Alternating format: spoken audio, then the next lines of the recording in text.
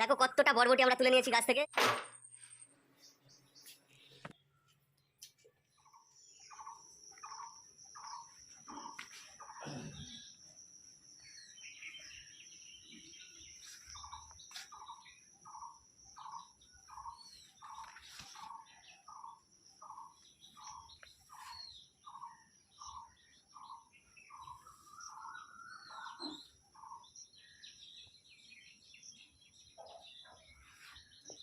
তো বন্ধুরা দেখতে পাচ্ছ এই যে পেছনে অনেক গাছপালা আছে।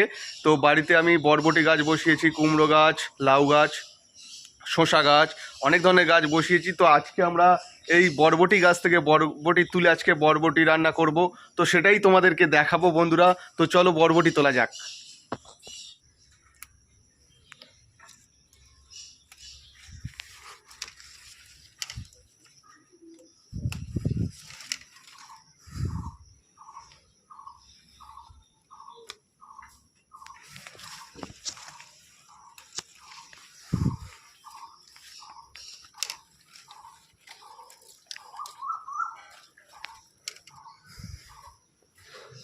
তো বন্ধুরা দেখো কতটা বরবটি আমরা তুলে নিয়েছি গাছ থেকে। তো এই বরবটি দিয়েই আজকে তোমাদের একটা রেসিপি করে দেখাবো, বা ভাজাও করতে পারি, যে কোনো একটা আইটেম হবে। তো চলো এবার বরবটিগুলো কেটে নেওয়া যাক। তো বরবটিগুলো আমরা নিয়ে নিয়েছি, সমস্ত বরবটিগুলো এক জায়গা করে আমি বোঁটাগুলো কেটে ফেলে দিয়েছি। তো এবার আমি পিস পিস করে কেটে নেব সমস্ত বরবটিগুলো। এই সাইজ করে কাটলে বরবটি রান্না খুব ভালো লাগে। বেশি বড় করে কাটলেও ভালো লাগে না, আবার বেশি ছোট করে কাটলেও ভালো লাগে না। এই সাইজটা করে কেটে ভেজে খেতে খুব সুন্দর লাগে। তো আজকে আমরা ভেজেই খাবো আলুর সাথে। তো সেটা দিয়েই আমি তোমাদেরকে আজকে ভাজা করে দেখাবো। তো এখানে আমার সমস্ত বরবটিগুলো কাটা হয়ে গেছে, দেখতেই পাচ্ছেন অনেকটাই হয়েছে। তো এবার আমি আলুগুলো কেটে নেব। যেহেতু আলু ভাজা হবে সেহেতু আমি পিস পিস করে একদম লম্বা লম্বা করে আলু ভাজা কেটে নেব। তো দেখতেই পাচ্ছেন।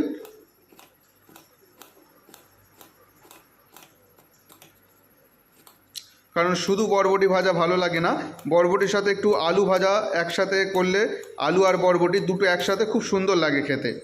তো আমরা আলু কেটে নিচ্ছি, দেখতেই পাচ্ছেন।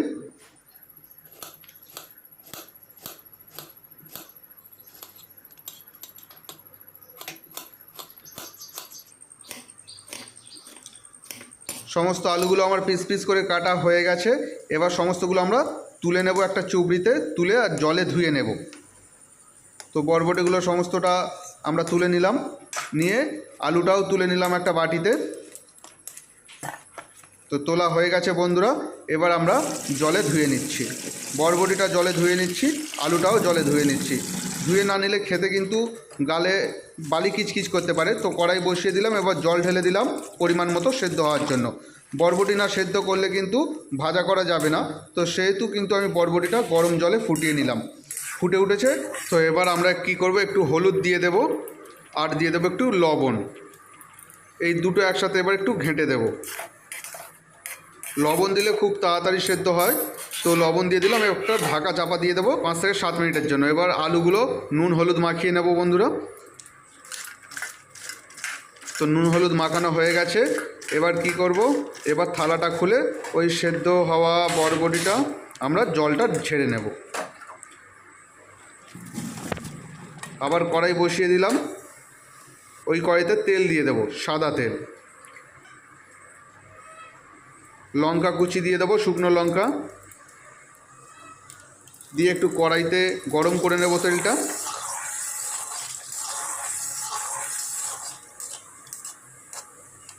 গরম করা হয়ে গেলে এবার এই তেলের মধ্যে আলুগুলো ছেড়ে ভেজে নেব।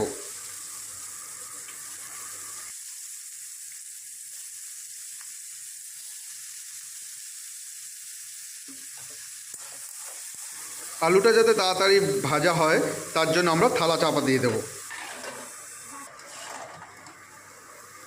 কিছুক্ষণ পর আমরা থালাটা খুলে নিয়ে আবার আমরা আলুগুলো নেড়ে দেব। কারণ বন্ধুরা একভাবে রেখে দিলে তলায় আলুগুলো জড়িয়ে যাবে, সেহেতু কিন্তু আলুগুলো নষ্ট হয়ে যাবে। তো ভাজা হয়ে গেছে, এবার একটা থালাতে আমরা আলু ভাজাগুলো তুলে নিচ্ছি। তো সমস্ত আলু আমাদের তোলা হয়ে গেছে। এবার ওই কড়াইতে আমরা ফের একটু শুকনো লঙ্কা দিয়ে দিলাম, দিয়ে সেদ্ধ করে রাখা বরবটিগুলো ঢেলে দিলাম। এবার ভালো করে খুন্তির সাহায্যে নাড়াচাড়া করব। এদিক সেদিক ওদিক করে আমরা ভালো করে নাড়াচাড়া করে একটু চিনি দিয়ে দেবো, কারণ এই ভাজাতে একটু চিনি যদি না দেওয়া হয় তাহলে খেতে ভালো লাগবে না। অবশ্য যারা চিনি খেতে চান না তারা চিনিটা দেবেন না। তো এবার ভেজে রাখা আলুগুলো আমরা দিয়ে দেব। তো এবার আলু আর বরবটি ভালো করে মিক্সড করব, নাড়াচাড়া করব। তো দেখতেই পাচ্ছেন আলু বরবটি হয়ে গেছে, গ্যাসটা অফ করে দিয়েছি। এবার আমরা কড়াইটা থেকে নামিয়ে নেব একটা থালার মধ্যে। তো আমাদের বরবটি আলু ভাজা কমপ্লিট। তো দেখতেই পাচ্ছেন কত সুন্দর গাছের বরবটি আর আলু ভাজা হয়েছে। তো এটা দিয়েই আমরা এবার পান্তা খাবো। লঙ্কা নিয়ে নিয়েছি, পেঁয়াজ নিয়ে নিয়েছি, বরবটি আলু ভাজা নিয়ে নিয়েছি, আর নিয়ে নেব আম। এই গরমে সকালবেলা পান্তা আলু ভাজা লঙ্কা জাস্ট অসাধারণ একটা খাবার। তো আপনারা চাইলে খেতে পারেন, খুব সুন্দর লাগবে, শরীর ভালো থাকবে।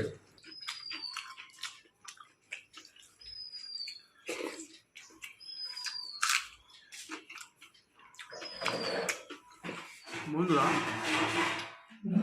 গরমকালে সকালবেলা পান্তা আলু ভাজা জাস্ট শরীরকে ঠান্ডা রাখার জন্য এর থেকে ভালো কিছু হয় না বন্ধুরা। তো তোমরাও বাড়িতে ভাজা বা যে কোনো একটা তরকারির সাথে আপনারা পান্তা খান, শরীর ঠান্ডা থাকবে, ভালো হবে। তো কেমন লাগলো ভিডিওটি অবশ্যই আমাদেরকে কমেন্ট করে জানিও।